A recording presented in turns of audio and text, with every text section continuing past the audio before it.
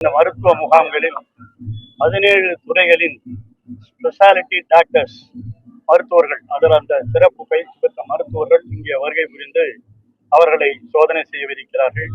50 மருத்துவர்கள் இருக்கிறார்கள். 150 மருத்துவ பணியாளர்களுடன் இம்முகாம் நடைபெறுகிறது. ஆகவே இந்த விழுப்புரம் மாவட்டத்தை பொறுத்தவரையில் இது எல்லாம் நடைபெற்றுக் கொண்டிருக்கிறது. கர்ப்பிணிகள், மாற்றுத்திறனாளிகள், மனநலம் பாதிக்கப்பட்டவர்களுக்கு முன்னுரிமை கொடுக்கப்பட்டு, குறிப்பாக இன்று முதலமைச்சர் கூட சொன்னார், கிராமப்புறங்களில் இருக்கிற மிகவும் இந்த கிராமப்புற மக்களுக்கு, பின்தங்கிய மக்களுக்கு இந்த வசதிகளை எல்லாம் செய்து கொடுக்க வேண்டும் என்று தமிழக முதலமைச்சருடைய உத்தரவின் அடிப்படையிலே இந்த திட்டமானது நடைபெற்றுக் கொண்டிருக்கிறது.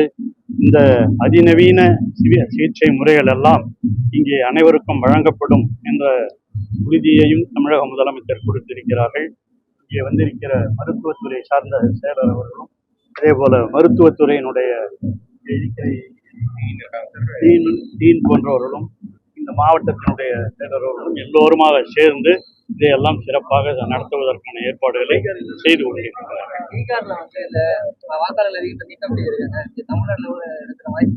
தமிழக முதலமைச்சர் அவர்கள் முதலிலேயே கடிதம் எழுதியிருக்கிறார்.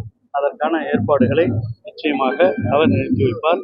தமிழகத்து மக்கள் பாதிக்கப்படாத அளவிற்கு முதலமைச்சர் அவர்கள் எல்லா நடவடிக்கைகளையும் எடுப்பார். மருத்துவ முகாமில் நீதிமன்ற உத்தரவு மீறி இந்த கிடையாது, அதெல்லாம் நீதிமன்றத்தினுடைய.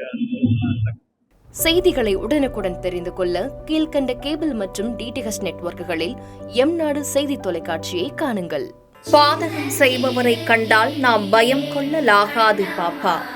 மோதி மிதித்து விடு பாப்பா, அவர் முகத்தில் உமிழ்ந்து விடு பாப்பா. அண்மை செய்திகளை உடனுக்குடன் தெரிந்து கொள்ள இணைந்திருங்கள் எம்நாடு தொலைக்காட்சியுடன்.